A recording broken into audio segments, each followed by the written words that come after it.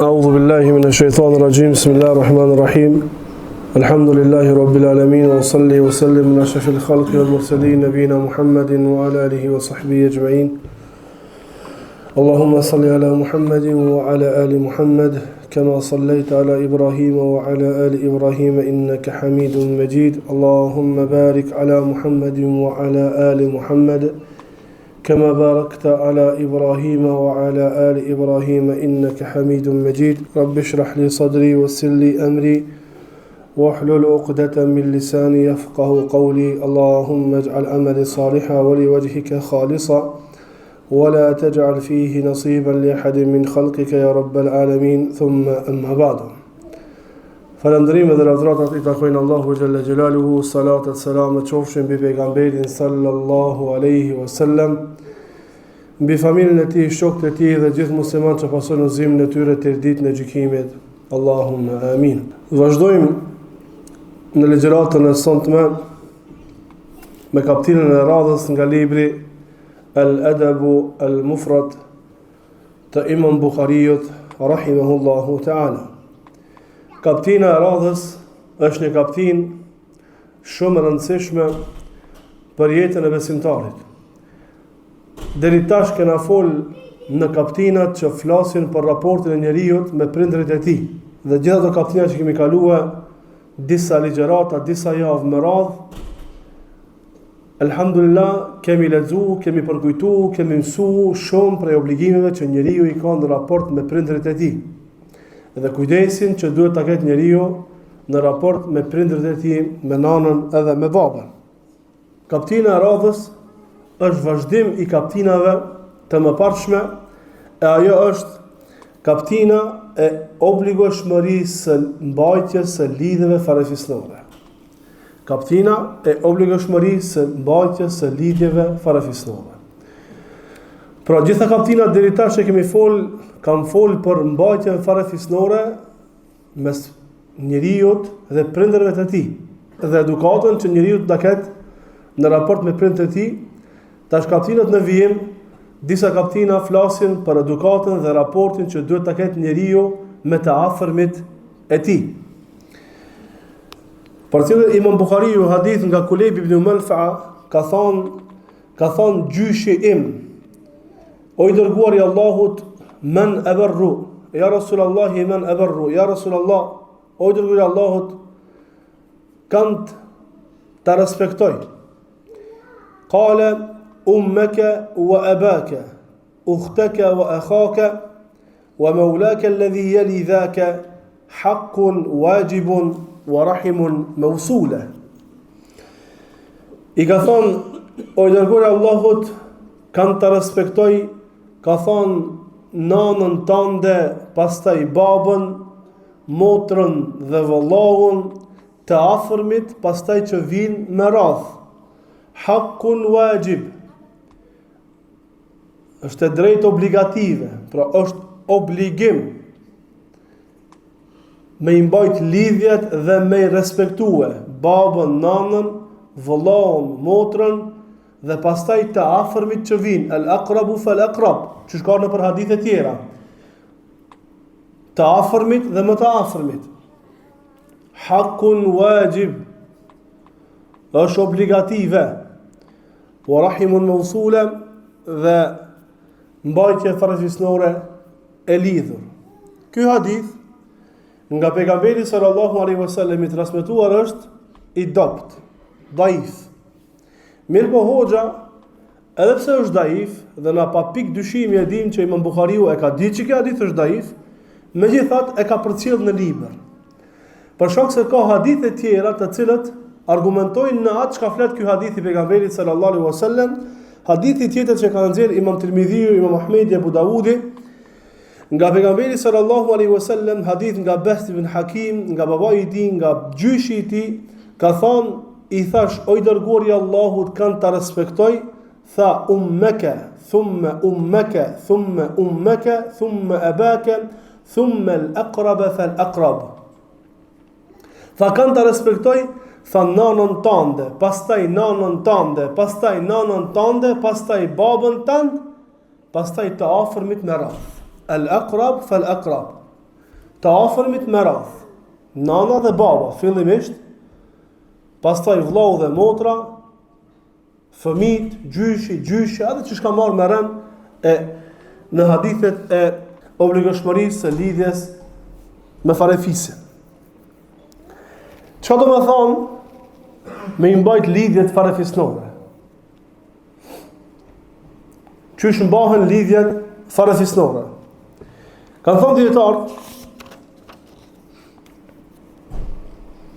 isalu l-khayri ilayhim wa daf'u sharri anhum mastata'a ila dhalika sabila. Me i mbajt lidhjet farefisnore don me thonë me ju bë mirë atyre, edhe me largu të keqën prej tyre, me i rujt, me i mbrojt ata sa ka mundësi njeriu. Kjo është obligative. Qysh me kuptue lidhjen farefisnore? Apo, kanë thonë dietarët, cila është grada më e ulët me të cilën realizohet lidhja farefisnore? Qose i bëjmë ato gjana, themi që ky njeri i ka mbajt lidhjet, nuk i ka shkëput. Shkëputja e lidhjeve farefisnore është prej mëkateve të mëdhaja, dhe është rrezik shumë i madh.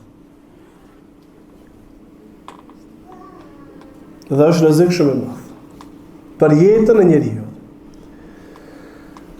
Sendi më i ulët me të cilën njeriu i mban lidhjet farefisnore, i kanë përmend dietar disa pika, 4 prej tyre të rëndësishme.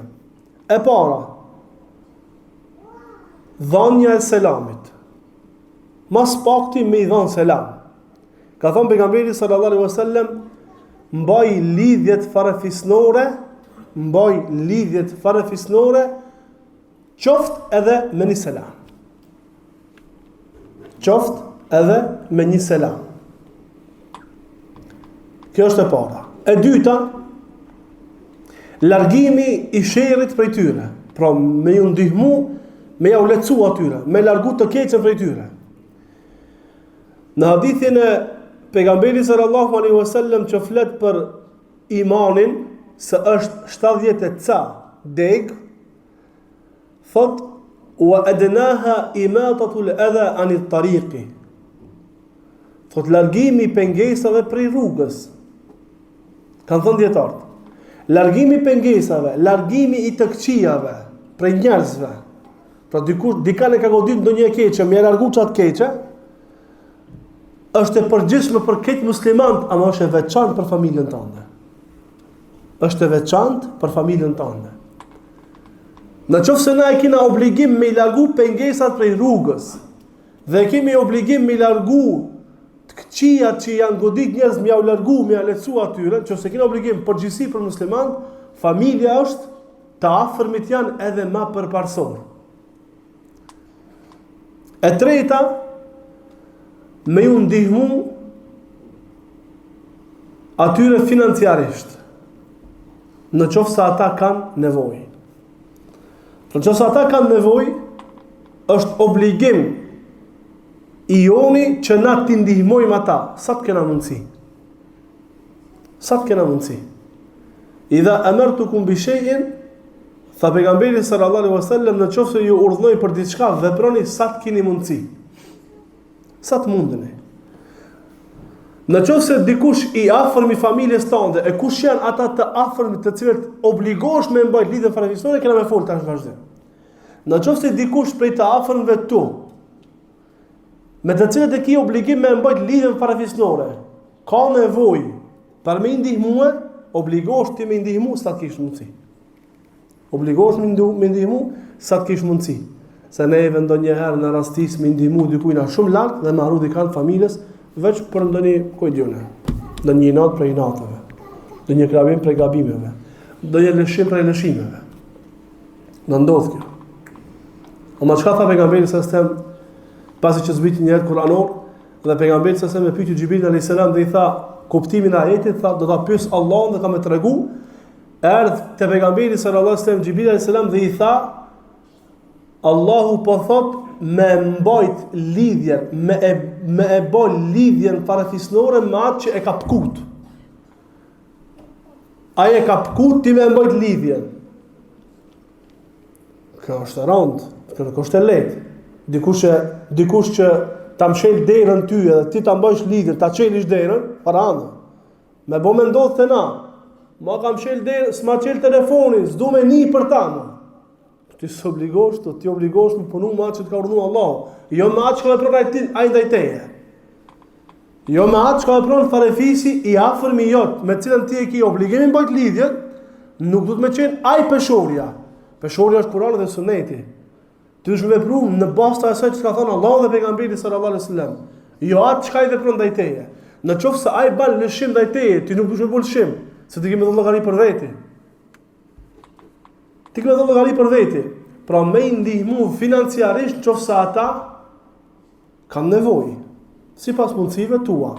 Edhe e katërta, me bë dua dhe me bë istighfar për ta. Me bë dua, me lut Allahun për ta. Me kërku që Allahu t'ua falë atyre, edhe i thirr ata në rrugën e Allahut subhanahu wa taala. Mi urdhën të mirë, edhe me ndalun nga keqja.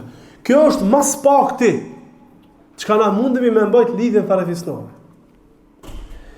E cilat janë rregullat apo tash farefisi të afërmit, kena me thënë kush janë ata me të cilët e ke obligim me mbajt lidhjen, kur duhesh me shkut ata. Cila është periudha kohore që s'ban me e kaluar. A duhesh me shku një herë në javë, a një herë në 2 javë, a një herë në muaj, a një herë në iftar në Ramazan, a një herë 2 herë në bajram e veça. Çysh është? Kanë thënë dietarët, kullu shay'in amara Allahu bihi aw amara bihi Rasulullah sallallahu alaihi wasallam wa lam yuhaddid lahu waqtan wa lam yu'ayyin lahu qadara fa innahu yarji'u fi dhalika ila al-'urf. Çdo sen që ka urdhëruar Allahu dhe pejgamberi sallallahu alaihi wasallam, mirë po nuk kanë përcaktuar një kohë apo sasi të caktuar, atëherë kuptimi i kësaj, i këtij urdhni kthehet në tradita. E shohim traditën se çysh veprohet. Nuk ka hadith apo ajet në Kur'an që neve na tregon se kur duhesh me shku me vizitu familjen tënde. Nuk ka, me thonë, është një hadith që nuk ban me kalu pa e pa dikam prej farefisit tanë, filan farefisin, mas pak të njerë në mujtë. Nuk ka diçka të tillë. Pra nuk ka as kohë caktuar, as sasi caktuar. Për lidhjet farefisnore, e çysh më kuptu, kanë thënë dietar kthehemi në traditën e vendit dhe traditën e kabiles. Jo çdo vend e ka traditën e njëjtë. Jo çdo vend e ka traditën e njëjtë. Ndoshta me një vend mjafton një telefonat. Me një vend tjetër, jo, s'don telefon, do më shku të shtëpia ose me tartë në shtëpia. Pra, kthehemi në traditën dhe ajo çka është e njohur te njerëzit. Për shembull, investimi apo shpenzimet për fëmijët edhe gratë. Është obligim i burrit apo? Burri obligohet me shpenzu prej pasurisë së tij për mirëmbajtjen e jetës së bashortës së tij edhe fëmijët të tij. A është obligim fetar? Ka urdhën nga Allah dhe pejgamberi sallallahu alajhi wasallam për këtë obligueshmëri. A është përcaktuar ndonjë sasi apo kohë e caktuar? Jo. E çysh më kuptuan ata? Kthehemi në traditë.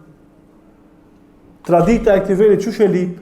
Çka lyp me i dhon? Çka lyp mos me i dhon? Sa lyp me investua? Kur lyp me investua? Edhe kështu më radh. Dhe kreet kjo është në mundësi, sa ki mundësi. So ka mundësi me qenë tradita ashtu për të i fugara, s'ki mundësi edhe e te kalon një për e kësë dënja dyqysh. Çështja e mehrit, a ka ardhë diçka e caktume? Nuk ka ardhë. Kthehet tradit, Shkupi e ka një tradit vetë, Gosivare e ka ndryshe, Kumanova e ka ndryshe, në vende ndryshme ka Kosova e ka ndryshe, në botën arabe e ka ndryshe. Jo çdo vend e ka njëjtë. Për shembull, në Shkup, mehri sillet prej 5, 7, 9, 11, 13, 15, 17 lira. Këtu pari sillet. Ama në Gosivar, për shembull, mehri sillet prej 50 të nalt. 50 lira për vjet. Kështu është e njohshme të vendi aty. Në për botën arabe, në për do vende, për shembull në Egjipt, shumë është e shpërndajt me çështja e mehrit, me ja blej banesën gruajës. Ja blej banesën gruajës, ja nënshtron banesën në emër të saj, edhe e merr për gruaje. Pse kjo kështu? Për shkak se e kanë shpeshtuar talakin. Merr lësho, tamam. Ban me banesën mua për mi veti, pastaj lëshojmë sta marrë mend aty. Sa lëshon, ka më duru ta njëjtën. Pse ka më duru? Para të banesën në jetë ka punuar.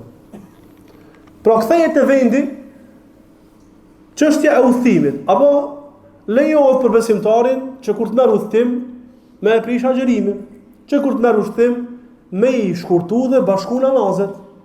A ka diçka të saktë nga pejgamberi sallallahu alaihi wasallam apo nga ana Allahu subhanahu wa taala se kur fillon me u konsideru udhëtimi udhëtim? Nuk ka diçka të tillë. Darbun fil ard, o idha darabtum fil ard, dhe ju kur merrni udhëtim tokë. Nuk është e përcaktuar. Ka thënë Ibn Taymija, Allah më shëroft, kjo kthehet te tradita e popullit. Këtu në Shkup, kur të merr dikush me dal prej shtëpisë vet, drejt deri në Tetov, kjo të na a njifat si udhëtim, a nuk njifat? Me marr me shku prej Shkup, me një fshat prej Shkupit. Për shembull, me marr me shku udhëtim, me marr rrugë prej në qendër të Shkupit deri në fshatin e fundit të Shkupit për Tetov, I ka dikun 30 km më zgavofsha. Apo, ço ti pare si. Me marr udhëtim prej në qendër të Shkupit me shku në Kosovë në Lesan, I ka 20 diçka, më pak kilometra ka. Shumë më afër është.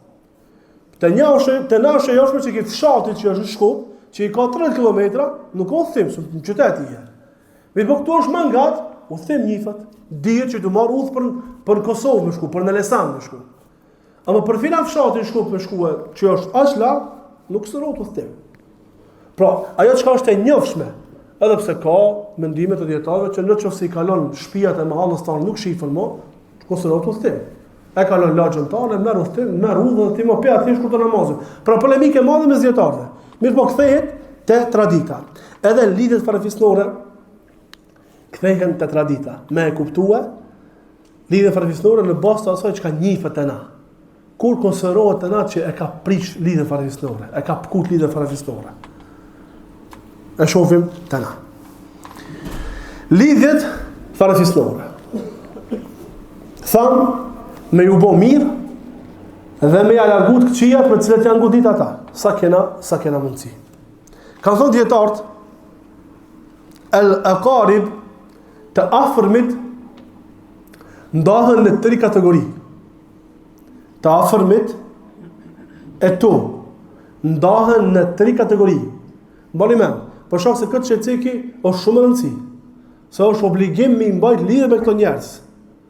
Na do të më ditë se kush janë ata që më mbajt lidhje, për shkak se nëse I shkëputim kemi bëj gjuna të madh Allahut. Gjuna I madh. Nuk ka e lehtë. Ka thënë dietarët, ndahen në 3 kategori. Kategoria e parë janë miqasia.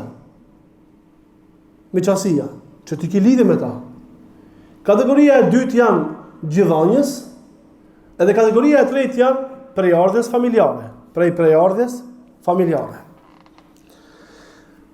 Ka pjesa e miqësisë, do të thonë çaksorot miqësi, lidhje miqësie, janë, ka thonë dietarët janë 4.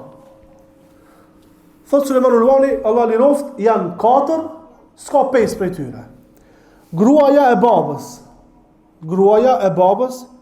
gruaja e djalit, nana e nusës, nana e gruajës, edhe vajza e gruas tane, e cila është rrit nën kujdesin tan. Pra ke marrë një gruaje me fëmijë dhe fëmia ka qenë I vogël dhe është rrit nën kujdesin tan. A kena qartë? Gruaja e babës, gruaja e djalit, nana e gruas, gjyshja, edhe vajza e gruas tande, që e ka me burr tjetër, ama është rrit nën kujdesin tan. Këto 4 kategori Kush i mban lidhjet me këto, ka bo mirë, po se ka obligim me i mbajt lidhjet. Nuk e ka obligim me i mbajt lidhjet me këto. Mirë po, në qoftë se i mban lidhjet, ka bo mirë. Qoftë se i mban lidhjet me bashortën e babës vet, alhamdulillah, ka bo mirë, e ka respektu gruan e babës vet. Atë të na kjo është që është me gruan e babës, ta fësë du me e pa me si. Gruaja e babës du me respektua ja. Hani pse në na jote. Se baba mund i pas 2, 3, 4 gra.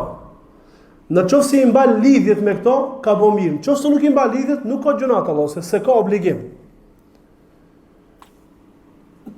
Me shku me i mbajt lidhjet farefisnore me rejen, me gruan e djalit. Nuk është obligim, po në qoftë se i mban lidhjet, pra i përshëndeti, viziton, i ndihmon, u largon të qijat atyre që i kanë godit e kështu më radh, ka bo mirë. Dhe kjo është prej edukatës së mirë të besimtarit. Nana e grus, gjyshja, më s'pe mojt lidhen me gjyshet, ose s'ma veti. Në qoftë se i mban lidhjet me nanën e bashortës tane, ke bo mirë. Mirë po, nuk është obligative. Në qoftë se nuk shkon të gjyshja heq, s'ka bo gjëna. Nuk ka mëkat, po në qoftë se shkon e viziton, i mban lidhjet, i ndihmon dhe kështu me radhë, ka vepru mirë, edhe vajza e grus tënde, e cila është rrit nën kujdesin ta. Pra, kur je martu me atë bashorte, me atë grua, ajo vajzë ka qenë shumë e vogël. Dhe është rrit në durët e tua, në qoftë se i mban lidhjet me këtë vajzë, ke vepru mirë, në qoftë se nuk i mban lidhjet, nuk i mëkat Allah, për shkak se nuk është obligative.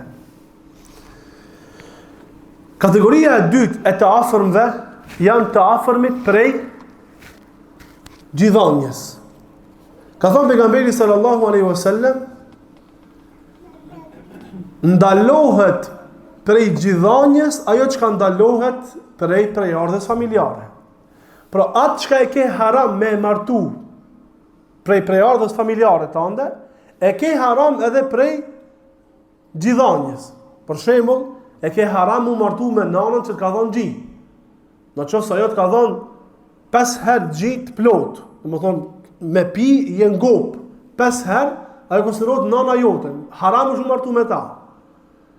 Haram është mu martu me krejt motrat që e ki prej gjinit, hallat që e ki prej gjinit, tezët që e ki prej gjinit, babën prej gjinit për vajzat, edhe kështu me radhë. Çka është haram me prejardhë familjare, është haram edhe nga çështja e gjithanjes. Mirë po, në çështjen e mbajtjes së lidhjes parafisnore nuk është obligative, nuk është obligim. Nuk është obligim. Po me i mbajt lidhje parafisnore, super. Bile preferohet dhe shumë e lavdruar me i mbajt. Pse? Po ajo është nana jote. Ajo është baba jote. Ato janë motrat e tua, ato janë vëllezërit e tu. Dhe tha Allah në Kur'an, hal jazaa'ul ihsani illa al-ihsan. A mos ka ndonjë shpërblim për bamirësinë jashtë të bamirësisë? Ajo ka qenë gjithansa jote. Ajo ka qenë baba jote që është kujdes. Në kohën e pejgamberit sallallahu alaihi wasallam, apo e dim, pejgamberi sallallahu alaihi wasallam ka qenë 2 vjet në shkretin te Halimia. Ata janë kujdes, 2 vjet ata e kanë rrit. I kanë thonë me pije, janë kujdes, e kanë edukuar dhe kështu me radhë pejgamberi sallallahu alaihi wasallam. Në qoftë se i mban lidhje me ta frevisnore, ke vepruar mirë dhe kjo është preferuar për ta vepruar. Prejardhja edhe të afërmit prej prejardhjes familjare. Baba, nana, prej prejardhjes familjare. Gjyshi, gjyshja, prej babës, gjyshi, gjyshja, prej nanës. Halla, tezja, daja, migja, kusherit, edhe kështu me radhë. Tash apo kjo është një degë madhe. Një degë madhe me fleta të shumta. Me kanë kena obligim me mbajt lidhje, për shkak se janë shumë. Kanë thënë dietarët, mendimi i parë, kullu man intasaba ilayka bil qarabati yajibu silatuhu. Një mendim për dietarëve. Secili që përkatësohet në familjen tënde, në prejardhën tënde, e kjo obligim mbajt lidhje familjare. Secili. Këtë katulli. Na përdohene. Kretë më ndihmë hall, këtë katune. Se që përkatësohet. Mendimi i dytë, ai i cili ka hise në pasurinë që t'jele, pra ai i cili të trashëgon ty, e ke obligim me mbajt me këto lidhje farefisnore. Pra obligim, kjo është mendimi i dytë. Obligim për me mbajt lidhje farefisnore e ki me ata të cilët të trashëgojnë tyje. Dhe kjo nuk është e saktë. Pse? Për shkak se në pasurinë tënde mundet me trashëgu djali i djalit migjës. Djali i djalit migjës. Djali migjës tanë e ka një djal, ai djali e ka një djal. Që kjo i treti mundet me trashëgu prej teje. Ama halla, tezja nuk trashëgon. Daja nuk trashëgon. A kena mi dhënë përparësi djalit migjës para dajës a? Po, s'mundet. Dhe ka thënë dietar, kjo është mendimi i pasakt. Dhe nuk e forcojnë argumentet. Mendimi më i sakt, cili është me i mbajt lidhjet farefisnore me gratë të cilat e ke haram mu martue prej ardhjes familjare, jo prej miqësisë. Se me gruan e babës, kurs, në qoftë se baba jote ka pas një gruje, ma të gruje ti kurs së martohesh. Haram e kimi martue. Me gjyshën tënde, me nanën e gruas tënde, haram e kimi martu. Tani kur asnjëherë s'e martohesh. Ama këtu ka ardhur me gratë të cilat e ke haram mu martue prej ardhes familjare. Jo prej gjithonjes dhe as prej miqësisë, po prej ardhes familjare. Për gratë të kuptuar po për burrat, kanë thënë dietarët, burrat shndrojnë gra. Ose ti, zënë që je grua dhe me këne ki haram u martue. Me ato e ki obligim me i mbajt lidhjet farefisnore. Dhe kanë thonë, e ki obligim me i mbajt lidhjet farefisnore me hallën tënde. Edhe që se shkon për pjetë. Hallën tënde, obligim me i me mbajt lidhjet farefisnore. Hallën tënde, hallën e babës tënde, hallën e gjyshit tënde. Në që se baba e ka gjallë hallën, du me shku vizituar. Të me mbajt lidhjet farefisnore. Se ti ki haram u martue me hallën e babës, me hallën tënde, me hallën e babës, me hallën e gjyshit, edhe kështu me radhë. Te sa të mrinje. Sa kom varësisht sa martu të ri ata dhe mundet me mrin ku me ditë në hallë. Të ras se mrin, ja hallën e vetë mrin, pik pyetje dikun, ose hallën e babës tu dek e mrin. Kur të vjen mend, kur janë nisur me obligim. Për shkak se është për hap tradita e perëndimit u martu për 30 vjet. Ama më martue kur i ka çika 9 vjet e djali 15 vjet, mrin shumë familje. Çu ka pas në për gjeneratat e para. E kjo obligim me mbajt lidhjet farefisnore me tezën. Tezën e nanës, tezën e gjyshës, edhe kështu përpjet qëse shkon përpjet. E kjo obligim me mbajt lidhjet farefisnore me fëmijët e tu, me djemt e djemve, edhe çka shkon te poshtë. E kjo obligim me mbajt lidhjet farefisnore me djemt e çikës.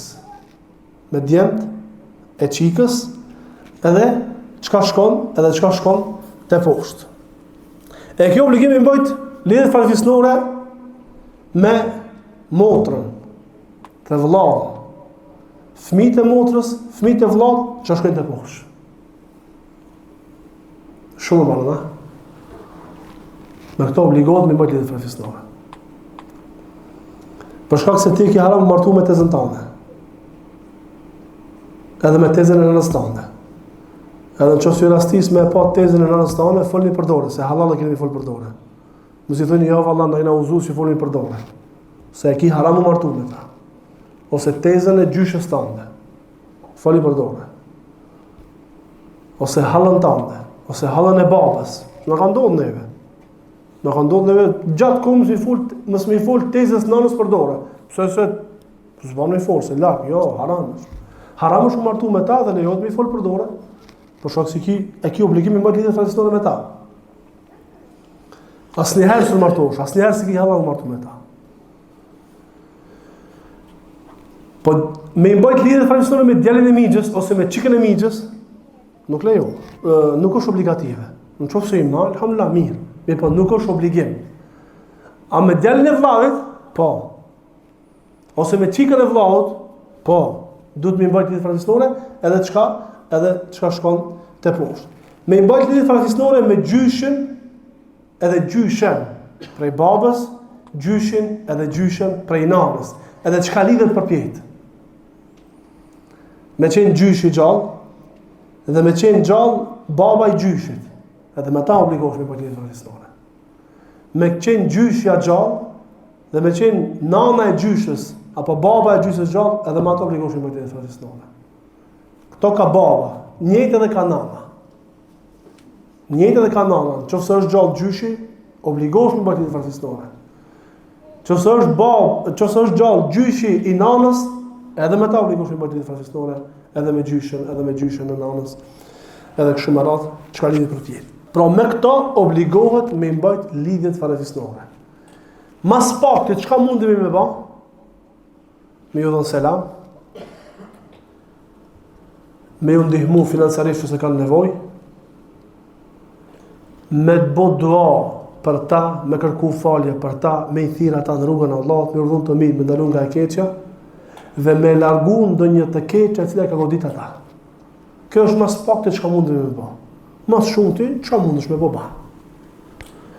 Në sa mi vizitua, në çfarë kohë mi vizitua, sa herë vjet mi vizitua, kjo kthehet në traditat e vendit tonë.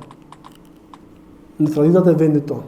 Mirë, po jo bashkë me traditat shtash bashkëkohore, se shtash nuk ekziston. Kjo me i mbajt lidhje tradicionale nuk ekziston. Në rastis neve hallur mos më pa, ku e di, një vjet ndoshta kjo. Daja ndoshta një vjet mos më pa. Për Bajram, me bomë të flet për Bajram, edhe që Bajram shkon edhe një vjet tjera kalojnë. Kjo është realiteti.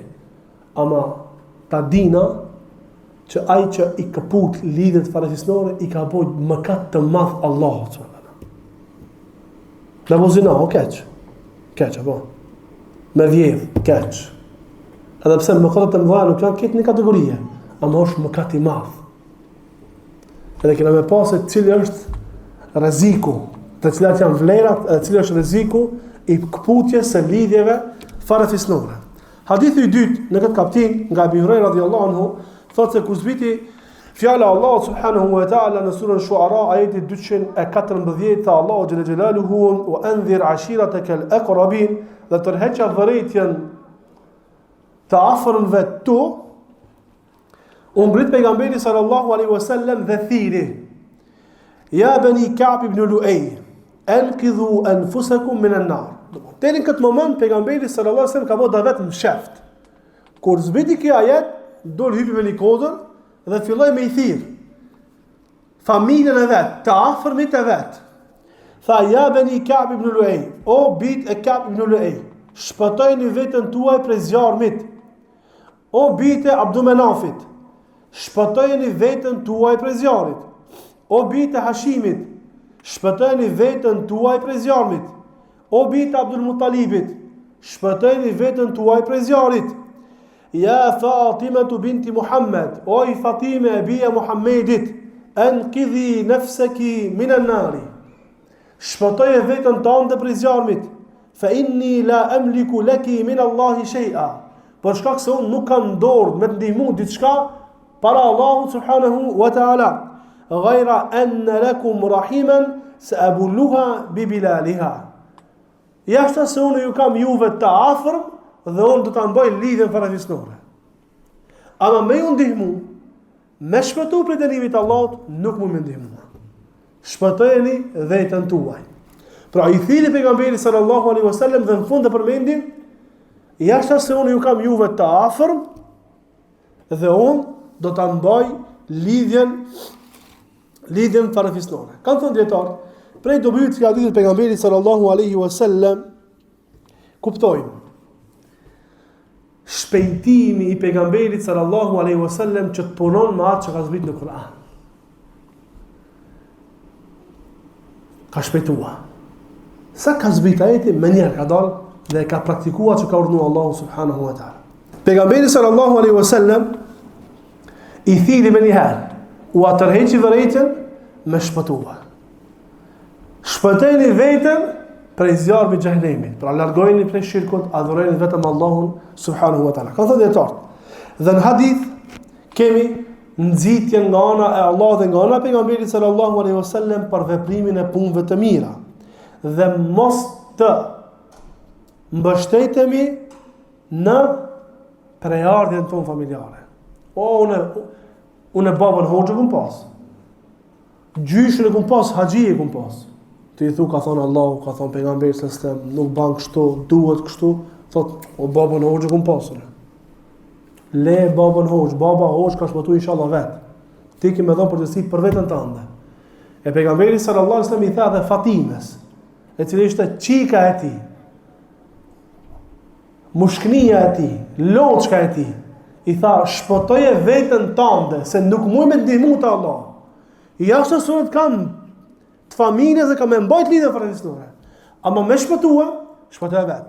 Sikur i mësoi pejgamberi sallallahu alaihi wasallam se prejardha juaj familjare nuk ka më ndihmu kur dini para Allahut subhanahu wa taala. Po ajo me cilën njeriu ka më shpëtuar kur dal para Allahut, janë veprat e tij.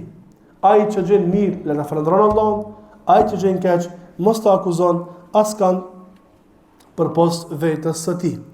Elusim Allahun që Allah të na mundësi të kujdesshëm në mbajtjen e lidhjeve farefisnore. Elusim Allahun që Allah na jap kuptim nga feja e Allahut subhanahu wa taala, mundson ta praktikojmë atë që ka në Kur'an dhe Sunet e pejgamberit sallallahu alaihi wasallam.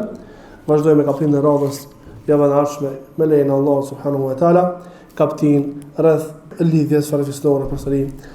Alhamdulillahi rabbil alamin.